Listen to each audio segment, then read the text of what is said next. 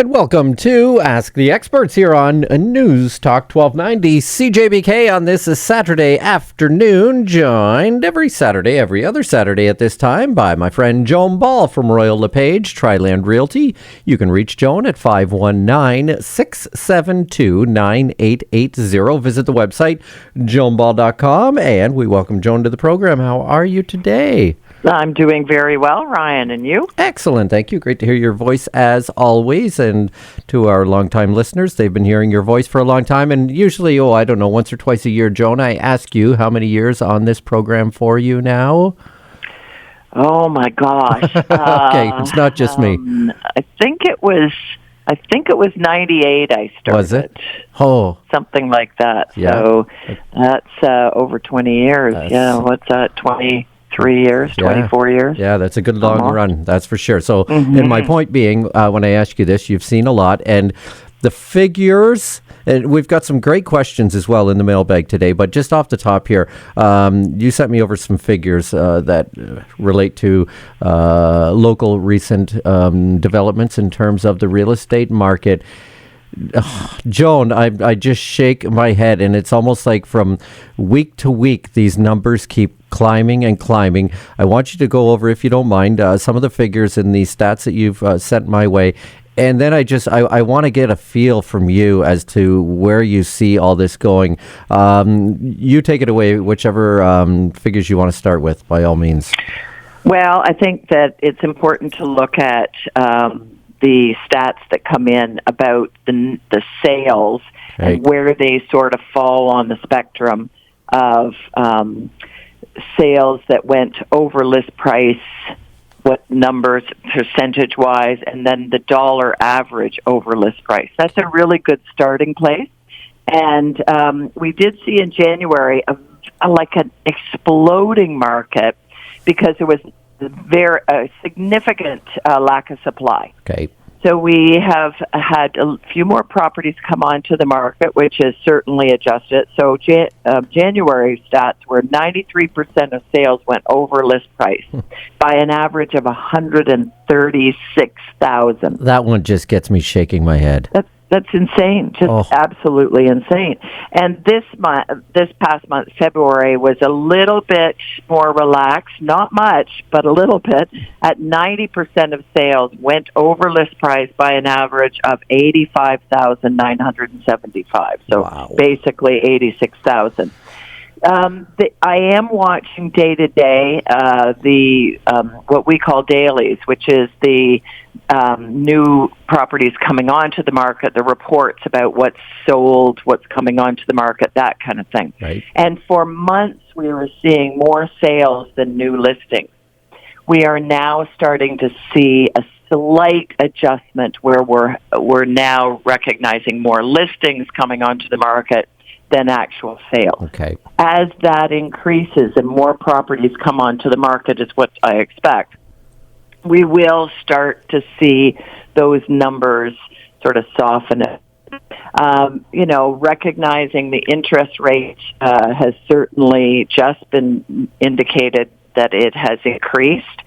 And when you look at sort of what's going on with that, the increase of 0.5% or 0.25%. When you look at what that breaks down to, if you had a mortgage of $500,000, a 0.25% increase in rate will change your payment by about $60 per month on a 25-year mortgage. Okay. So, it's not a huge increase, but it is estimated there will be others. I think the next review is in April 13th. The Bank of Canada will make a decision about that. I do expect the rate will increase at that point and maybe another small similar increase a little later on. That will certainly adjust the market somewhat, but we really have to address the supply issue. Developers and builders are not able to keep up with the demand, and that is nationally. That is across the country and probably in other countries as well. But I certainly recognize that municipalities are going to really need to put pencil to paper and really start up some of the areas where the developers and builders can get to work to help our supply issue, especially if we're looking at some new immigration numbers, which I think we are going to see significant immigration numbers as well, which really helps our economy. But there is the demand that comes along with that. Right. Joan Ball here on Ask the Experts on Newstalk 1290. CJBK from Royal LePage, Triland Realty. The number to reach Joan if you're thinking of buying or selling.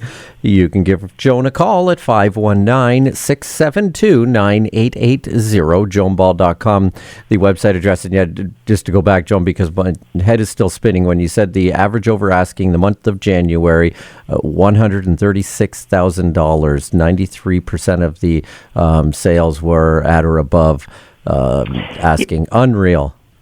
Yeah, and I think it really, it's really good. If anybody ever wants to keep up on this, just go on to my website at joanball.com, and on the front page of the home page, I do have market stats. I do update them on a regular basis, and you can stay up to date on what's going on.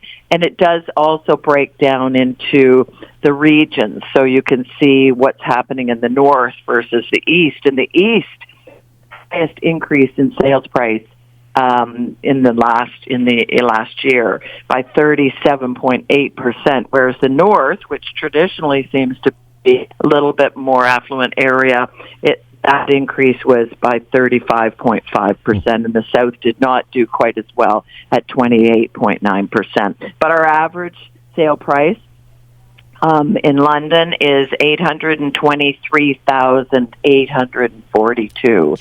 And I remember not that long ago, it'll be 2 years ago this coming July, we just passed the $500,000 mark. So we have seen remarkable increase over the last 2 years. And I don't think things are going to soften out anytime soon, but we really, I think it's very difficult for buyers, but the sellers are certainly loving it, especially if they're downsizing or going into a rental. Right. Joan Ball here on Ask the Experts on Newstalk 1290, CJBK here on Ask the Experts. You can reach Joan at 519-672-9880. And as Joan pointed out on the website, joanball.com, yes, you can get all the London market charts, the snapshot, and the marketplace summary, easy to find right on the home page. So go to joanball.com. I've always said, Joan, how great and informative that website is. Now, you have said as well over the last little while about buyers coming in from other markets. And I'm wondering, it just dawned on me, Joan, is part of the reason for the lack of supply that traditionally, if somebody were to be selling their home, they'd be staying in the same market. So that would, avail one property that somebody that is not coming from out of town, because if you're coming from out of town, you're not providing any, residential opportunities for somebody in this market. Is that why? Because we are getting truly a lot of people coming from other places? Well, it's interesting to look at the financial sector and their reporting about the interprovincial move over. The eastern provinces have seen a huge increase in the individuals moving from other provinces. Ontario moving to Quebec or Nova Scotia, New Brunswick, for example, recognizing they can work from home. They can there's a lot of opportunities that have opened up on the internet that individuals can maximize and take those opportunities and run with them. So there's a real shift there. Obviously, the investment population has really come on board full bore, and that has increase the response in any community. So we're seeing that, especially in Ontario. Ontario saw the largest increase in housing prices over any other province. But we're seeing the move from province to province significantly. So that's a different shift for individuals going east. And I think that will certainly help those economies, but then the demand is there. So there's a number of different factors that are at play here. Certainly homeowners that are buying a secondary investment property, so that investment dollars. But there's traditional investors, foreign investors, domestic investors, that have been jumping on board and, certainly to get a tangible asset. If the stock market reacts too significantly to what's going on globally, you'll see individuals want to then jump into the market even more so to perhaps free up some of their investment dollars in the stock market and put it into a tangible product. Absolutely. Joan Ball here on Ask the Experts from Royal LePage, Triland Realty. Joan has been our long time real estate expert here on CJBK, and you can reach Joan at any time, 519-672-9880. And if you go to the website, joanball.com, you'll see Joan's picture on there, and you'll be flabbergasted to think that you've been on this program for almost 25 years, Joan, because you hardly look 25 in your pictures. My goodness. But anyhow, the experience and expertise comes through. Everybody always tells me they love listening to you on the program, and we appreciate it. Joan Ball here on Ask the Experts on Newstalk 1290 CJBK, and we'll be back with more right after these.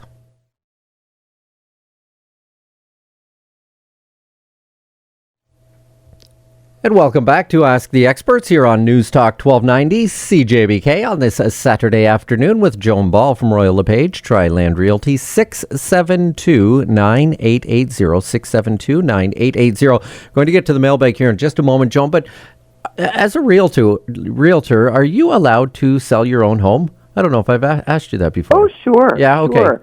Can absolutely do that.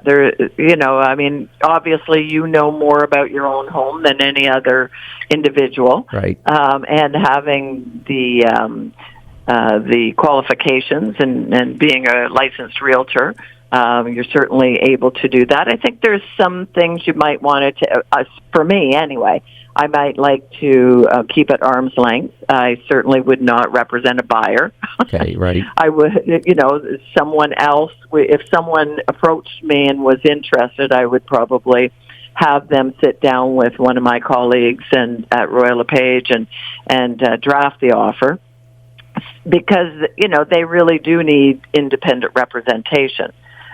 In my opinion, they do. So that speaks to when I list a property. When I list a property, if a buyer approaches me, then my opinion is you can't represent two parties at the same time. So I will ask one of my colleagues to step in, show them the comparables, do the research behind what would give them more education as far as how they submit an offer and the whole process, and then that agent would bring the offer to me as the listing agent. It's just a much more transparent process, and I think it really, especially if there's multiple offers, then you really want to have everyone feel like it's a level playing field, and that's how I operate. Joan Ball, makes sense here on Ask the Experts on Newstalk 1290 CJBK. Again, Joan's phone number, 519-672-9880. And in this frenzied market, Joan, you have mentioned that sometimes home inspections are not being done. I guess, first off, have we gone back to more home inspections again or not? And second question, disclosure. I assume people still have to disclose any defects or anything inefficiencies around their home? Yeah, I'll get to the home inspection in a minute, but the disclosures are an important detail, and I do find that many more agents, for example, are, if they're listing a condo, they're getting a copy of the status certificate so that therefore the buyers are fully informed and there's no surprises.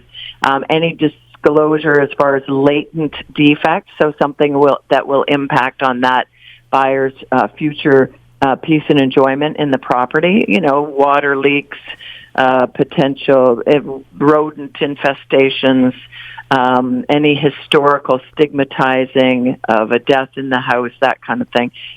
That is really part of what should be disclosed.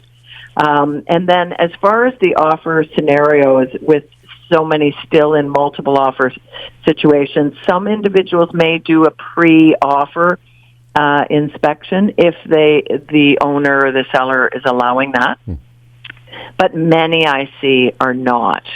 And it does leave a bit of vulnerability. It's not ideal by any stretch of the imagination. However, I think some buyers are weighing out, I just want to get the house, and really trying to do as much due diligence as they as they possibly can. But no, I don't see the home inspections being recruited in mass as of yet. Oh, wow. What are the folks doing that were in that profession? Many of them have other jobs or have retired. There's many of them that I have a couple of them that I can call on, but I have to do it around their full-time job elsewhere. It's just been a necessity. Yep, got it. Joan Ball here on Ask the Experts on Newstalk 1290 CJBK. Reach Joan, 519-672-9880. JoanBall.com is the website. Got a question here, Joan. Curious to know myself, are open houses occurring in the present market? So with the opening up of some of the restrictions, yes, some agents are now starting to hold public open houses. There are protocols in place because we're not, fully back to pre-pandemic arrangements. So, masks must be worn. They ask that you don't touch surfaces. If you want something open, the agent will do it. There's some, and no children, for example, only 2 individuals at any one time. There is a sign-in for tracing and just following up with people. It's a little bit of a different process. I choose to do a virtual open house at this point if I'm going to do something like that, because quite honestly, if the individual has any interest and I can provide as much information as possible, like floor plans, quality photographs, details about utilities, and any of the other details related to the property, then coming and scheduling an appointment with their agent is important, because then their agent can have the conversation about some of the aspects of the property and give them more detail in that way. So I do find that the private showings are the primary source and a way that properties are being viewed, but open houses, public open houses, are now allowed again. Okay, but not the traditional way that we knew from the past, where you just show up and go walk through the home. You do. It sounds like you have to book an appointment, Joan, with that?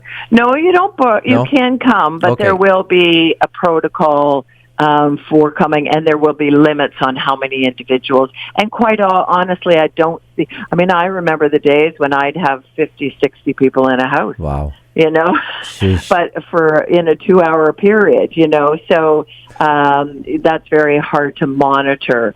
And so that kind of thing we're certainly not seeing. And some individuals are obviously not feeling safe. Right. Still going into public open houses with other people there, regardless of masks. So it will be a soft entry, but and hopefully we'll be able to pull out of this and have a little bit more response in that regard, because it can sometimes be beneficial for a buyer to go through while the listing agent is there, because they are the ones who are most informed about that specific property. Got it, yeah. Did you ever get a sense, Joan, in the past that maybe for the seller there was a bit of uneasiness having that many people come through your home? Yes, there has to be a process. I have had open houses where I've had myself, and I'll recruit one of my colleagues to also be within the house, especially if I think it's going to be a huge response, right, and get a lot of traffic through. Luckily, knock on wood, I have only had one scenario where something went missing in a house, and it was fortunate that I was able to, it was a Royal Dalton figurine, and I was able to replace it for those individuals just because and I knew exactly who it was because I remember this woman coming downstairs with her coat on, and her arms were sort of out a bit on the one side, her arm on the one side, and I thought, what have you got under there? And sure enough, when the sellers got home, something was missing. But, you do need to have a sign-in now, and that's when I started recruiting a sign-in.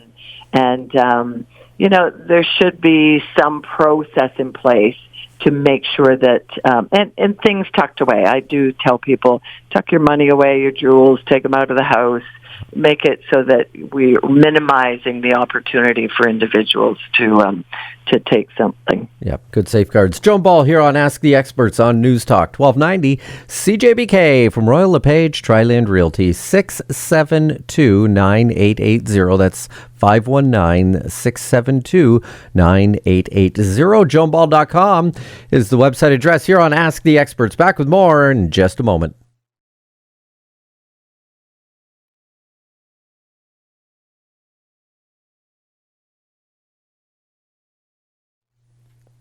And just a couple of minutes left here on Ask the Experts with our real estate expert, Joan Ball from Royal LePage, Triland Realty. A couple of other questions here I do want to get out of the way. This one here I find quite intriguing, Joan. And does informing a seller about who the buyer is, like a couple with young kids and not an investor, have any impact? And I've got two examples over the last couple of months where two homes that I know have sold, both in different parts of the city, where there has not been an inkling of action since the transaction had happened and the previous owners have moved out. And that had me thinking as well, was this just an investor that is buying the home and not even moving in? But does informing the seller about who the buyer is, does it have any impact? I'm a fond or one that really does like, and I have in many scenarios, put together a little package, maybe the photograph of the family that might be submitting an offer, or the couple, or whatever it is, and submitting a supporting letter for the agreement of purchase and sale. And I have had individuals recently, and colleagues of mine in our conversations recognize that there are some individuals who have gone the route of favoring, especially if the offers are very close, favoring a residential use by a single, by a family or someone who may not be an investor. So there does appear to be some scenarios. One that I can think of recently is an estate sale, and the family felt quite loyal to the neighbors who were very good for their family member who had passed on, and did choose a family with a young child over to investors. So it's always worth a try. Now, having said that, I hate to tip off the investors who might put in a phony little letter, to indicate that they aren't investors. They're actually a single or a family. Right. But, I think you do, as a buyer's agent, you do what you need to do to boost your buyer's submission and be as honest as you possibly can in that. And I think it does get response at some point. But for many individuals, it just gets down to the bottom dollar, right. The bottom line, and what is being offered in the agreement of purchase and sale. Joan Ball on Ask the Experts here on Newstalk 1290 CJBK. Less than a minute left here, Joan. For our listeners out there, maybe you missed the top of the program where we're at right now with the real estate market and what you see into the future as we head towards spring. Well, I do think obviously we've seen the first increase in the interest rate. I think we will, April 13th, see another equal increase, and perhaps another one a little bit later on, perhaps in June. And, I'm hoping that the supply starts to increase. So we see more come onto the market. We're starting to see a slow trickle in that direction. But I think we're going to have a very, very busy spring. Joan Ball on Ask the Experts here on Newstalk 1290 CJBK. If you're looking for an expert like Joan, a professional who has been in the business for many, many years, she knows London and area like no one else. And you can reach Joan at any time, 519-672-9880, joanball.com, the website address. Our guest here on Ask the Experts every other Saturday on Newstalk 1290 CJBK. Joan, thanks as always. Great information today, and we'll talk again in a couple of weeks. My pleasure. Take care. Awesome. Thank you. Joan Ball on Ask the Experts here on Newstalk 1290 CJBK. Thanks for listening to Ask the Experts today. Have yourself a great day.